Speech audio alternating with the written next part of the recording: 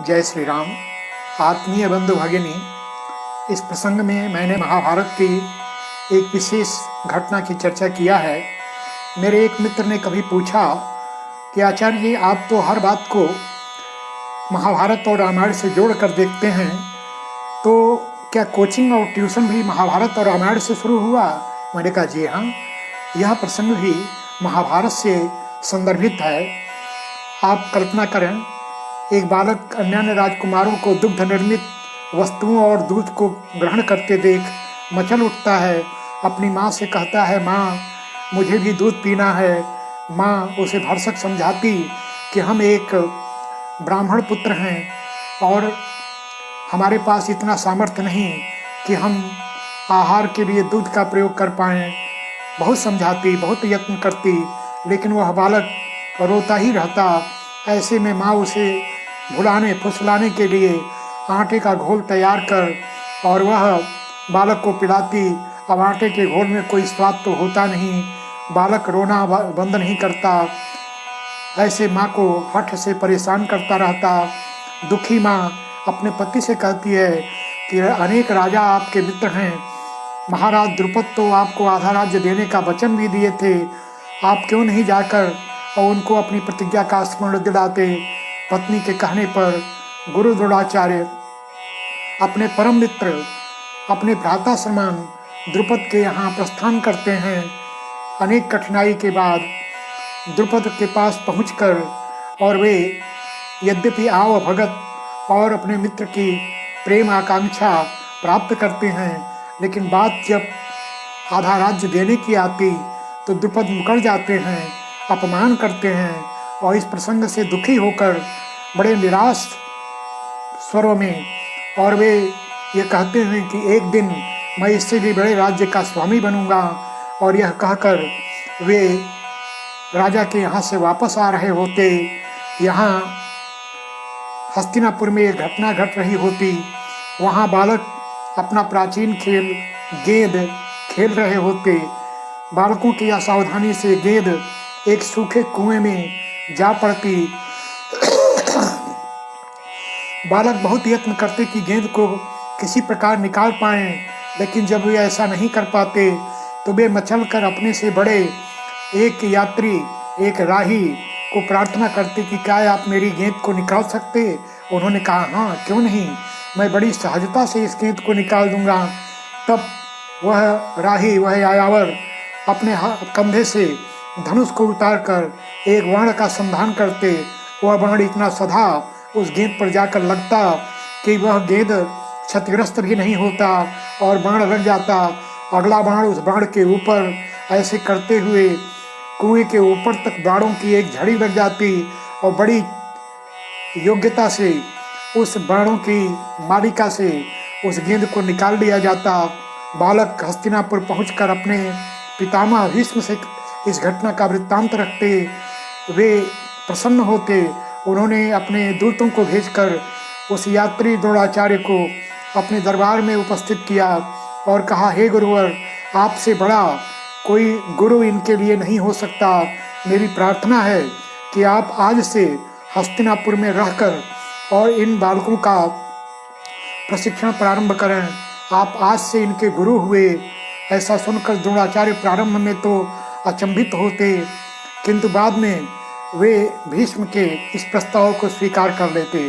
बंधुओं, यह ध्यान रहे, आज के पूर्व यदि किसी को अध्ययन शिक्षा प्राप्त करनी हो तो वह गुरुकुलों की ओर प्रस्थान करता।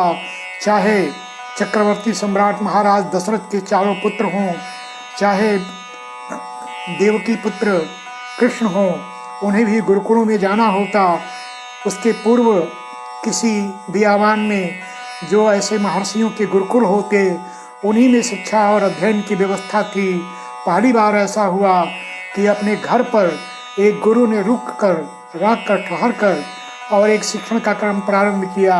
हम कह सकते हैं कि यहीं से गृह शिक्षण, ट्यूशन, कोचिंग का शुभारंभ हुआ। यदि अपने में यह परिहास लगता हो तो भी यह एक कटु सत्य है, एक क्रूर मजाक है।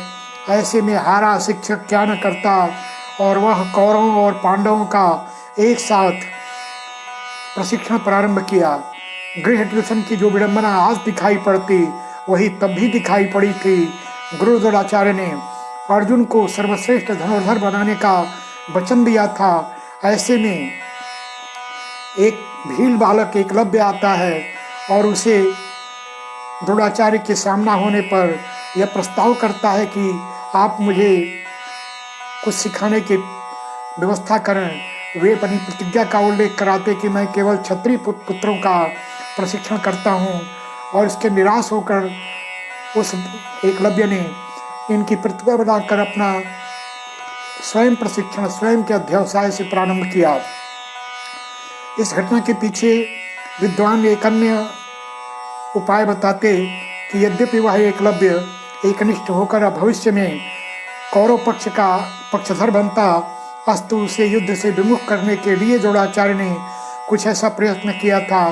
अंगूठा काटने की घटना पूरी तरह सत्य नहीं, जो भी हो, लेकिन यह सत्य है कि अपने पुत्र को अभावों में पलता बढ़ता देख एक गुरु की आंखों में आंसू उतर आया।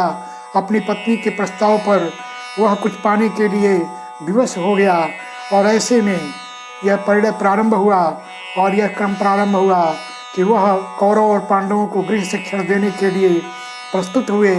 यही आज के विडंबना भी है। आज समाज के वर्ग के लोग शिक्षक से आदर्श की अपेक्षा करते। आज दुनिया में किसी के भी कुर्ते मैले हों, लेकिन शिक्षक के कुर्ते पर एक छींटा भी न पड़े, वे ऐसा सोच लेते हैं। गुरु को आज भी वे आदर्श का पात्र प्रतिमूर्ति देखना चाहते, लेकिन वे कभी नहीं सोचते कि एक अध्यापक का परिवार कैसे पले बढ़ेगा।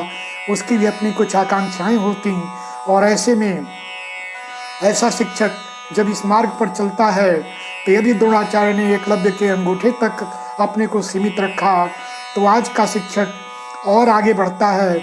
वह अपने अन्यान्य शिष्यों का अहित कर जाता। वह विद्यालय में कक्षा में ठीक से अध्ययन अध्यापन नहीं करता। वह ऐसे छात्र जो कोचिंग ट्यूशन नहीं लेते, उनके अहित तक के लिए प्रस्तुत होता। प्रैक्टिकल में कम अंक दिलाने की धमकी, अपने कोचिंग करने वालों का भला और बाकी का अहित, इस मार्ग पर इस कुत्सित कर्म में भी वह लिप्त हो जाता। ऐसा करते उसे संकोच नहीं होता। लेकिन यहाँ ऐसे शिक्षकों को हम बरी कर सकते, वे इसके दोषी नहीं माने जा सकते, क्योंकि समाज ने ये रचना दी है कि एक अध्यापक, एक गुरु अपने परिवार और पालन पोषण और जीवन में कुछ बनने के लिए वह इस मार्ग पर चल पड़ता। यद्यपि मैं इस प्रक्रिया से सहमत नहीं हूँ, तो भी समाज को इस विडंबना से ऐसे गुरुओं शिक्षकों को बचाना चाहिए। यदि विद्यालय सरकारी हो तो सरकार को, यदि प्राइवेट ट्रस्ट का हो तो ऐसे लोगों को समुचित वेतन देना चाहिए, जिससे कि ऐसे शिक्षकों के परिवार का पालन पोषण लालन पालन हो सके। और ऐसे गुरुओं से भी प्रार्थना है कि ऐसा होने पर वे इस कोचिंग और ट्यूशन की विडंबना से छात्रों, अभिभावकों, समाज और राष्ट्र को बचाएं। इसी मार्ग पर चलकर शिक्षा सुरक्षित रह जा सकती। मैं समझता हूँ कि इस व्यावहारिक चर्चा से आप सब परिचित होकर और अपने करणीय मार्ग का अनुसंधान किए होंगे। प्रभु आपको प्रेरणा दें। इस कोचिंग ट्यूशन की विडंबना से छात्रों को बचाएं, यह प्रेरणा बढ़ाती हो। जय श्री राम। यदि यह चर्चा आपको अच्छी लगी हो तो वीडियो को लाइक कर, चैनल को सब्सक्राइब कर, चैनल बटन को दबाकर, ऑल बटन को दबाकर घंटी दबाने की कृपा करें, प्रोत्साहित करें। जय श्री राम।